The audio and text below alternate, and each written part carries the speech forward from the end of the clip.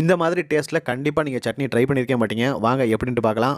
இதுக்கு நான் எடுத்துருக்கிறது வந்து வேர்க்கடலை ஒரு 75 கிராம் அளவுக்கு எடுத்துக்கிட்டேன். இது வந்து நான் ஒரு 3லேருந்து 5 நிமிஷம் அளவுக்கு நான் வறுத்து எடுத்துக்கிட்டேன். இப்போ இதில் மேலே இருக்கக்கூடிய தோல்களை வந்து நான் வந்து எடுக்க மாட்டேன்.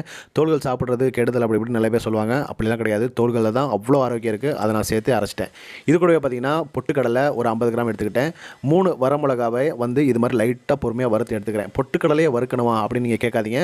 ஓரளவுக்கு நல்லா லைட்டாக வறுத்துட்டு செஞ்சு பாருங்கள். இந்த டேஸ்ட் எப்படி இருக்குன்னு புரியும். வேர்க்கடலையை மிக்சியில் சேர்த்துக்கிட்டாச்சு. அடுத்ததாக நம்ம வறுத்த வரமிளகாவையும் சேர்த்துட்டோம். இது கூடவே பார்த்தீங்கன்னா கல் உப்பு ஒரு 1/2 ஸ்பூன் அளவுக்கு சேர்த்துக்கலாம். இப்போ நம்ம பொட்டுக்கடலையை வந்து இதில் சேர்த்துக்கலாம். நம்ம ஏற்கனவே வறுத்தது தான்.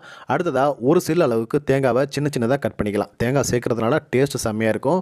ஒரு 8 பல்லு பூண்டு சேர்த்துக்கோங்க. அடுத்ததாக பார்த்தீங்கன்னா நம்ம சேர்க்க போகிறது சின்ன வெங்காயம். ஒரு சொட்டு தண்ணி விடாமல் நம்ம வந்து அரைச்சி எடுத்துக்கலாம். அடுத்ததாக நம்மளுடைய தேவைக்கு ஏற்ற மாதிரி தண்ணி சேர்த்துக்கிட்டு இதை வந்து பேஸ்ட் பக்குவத்தில் அரைக்கணும்.